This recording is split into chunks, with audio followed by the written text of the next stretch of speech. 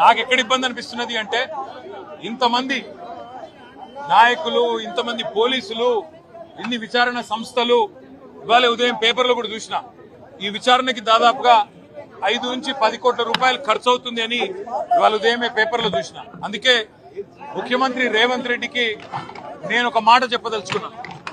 రేవంత్ రెడ్డి గారు, మీరు మీ కక్ష సాధింపు చర్యల్లో భాగంగా మీ మీద ఏసీబీ కేసు ఉన్నది కాబట్టి నా మీద ఏసీబీ కేసు బనాయించినావు, నీ మీద ఈడీ కేసు అయింది కాబట్టి నా మీద ఈడీ కేసు పెట్టినావు. ఏం ఇబ్బంది లేదు, నువ్వంటే దొరికినోనివి, నేనంటే నిజాయితీ పరుణ్ణి, ధైర్యం ఉన్నని కాబట్టి ఎదుర్కొంటా.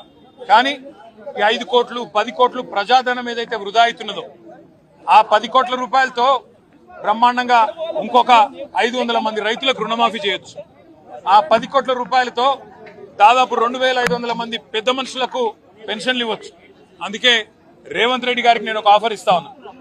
రేవంత్ రెడ్డి గారు, నీకు నిజాయితీ ఉంటే, నీకు ధైర్యం ఉంటే ఒక పని చేద్దాం. నేను తయారుగా ఉన్నా, నువ్వు ముందుకు రా.